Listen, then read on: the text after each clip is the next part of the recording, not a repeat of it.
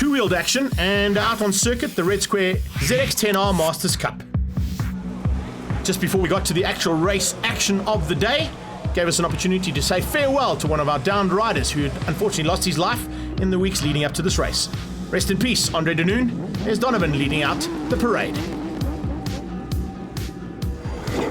Thumbs up all round, and in fact, what a tribute to every single rider wearing a RIP for Andre Denoon t-shirt for the day. Peter de Vos didn't quite get it right heading into turn one though. As you can see, that's not where you want to put a ZX10. Oh, that's a big mistake from him. Remember, he's the only real challenger to Graham from Idar in this championship, so that is vital positions and points lost from Peter de Vos. He really has got a lot of work to do to get past 23 ZX10 Cup bikes. Graham from Idar is out front, but Carl Robinson looks a bit more racy this weekend. He's been off the pace the whole season, but now right on Graham from Idar's tail, looks like he's going to go for a pass. This is the Carl Robinson. Where have you been the whole season? This is the Super M champion from last year. This is the kind of riding we saw coming out of him, and now all of a sudden, this is what we should have seen all season long if he wanted to take the fight to the front end. In the back end though, de Vos is starting to tick them off one by one, and eventually making his way up into the top 15. Yeah, Peter de Vos, you can see he's trying to find lines whichever way he can. I think that's Hen Scaling just ahead of him on another ZX10 Kawasaki as they all line on. Oh, Peter de Vos is a man on a mission now. You can see him screaming that Kawasaki.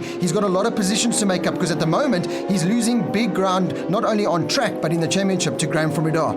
JB Skimon and Sanjeev Singh, first time out for him. His first outing, of course, was on the KTM 390 in the Masters category as Raymond Keel gets it wrong. Keely's gone down. Pier Francesco Raymond Keely has gone down in turn two. You could see he just carried way too much corner speed. He didn't use all the track as we go on board here with Stuart Christie into the same turn. Also looks like on this on board you can see Raymond Keel just too fast into the turn and lost the front end. That was a great line there from Stuart Christie though. And you can hear he got hard on the gas coming out, but this is the dice on track for the lead, and it's still Carl Robinson ahead of Graham from Idar. This is a Class A win here up for grabs here between these two. Stuart Christie was still fighting for third place in Class B, one of the best rides we've seen out of the Dog Doctor in a long, long time. So well done to Stewie. Class C and third place on track, led out by Johan Leroux, and third overall on the track. Watch out, here he comes. There he is, fighting with Tony Clem, the Frontier Diamonds man. Oh, as we come into the closing stages of this race, and Graham from Idar is not going to do anything stupid. He wants to pick up those valuable 20 points for second place. Carl Robinson, I think it's his first win of the season.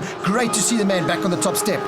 That's the way we like to see him riding. Good job there, Carl Robinson. Fantech and Uncle Andy's Racing Kawasaki taking ahead of the Ivad Kawasaki of Van Breda. Johan Leroux wins Class C and third overall, and Class B goes to Tony Clem in fourth.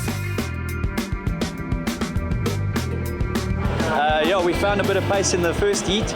We've had pace all weekend, so I'm just glad it came back to me today. The sun is hot, and let's hope the bikes run nice and cool. The sun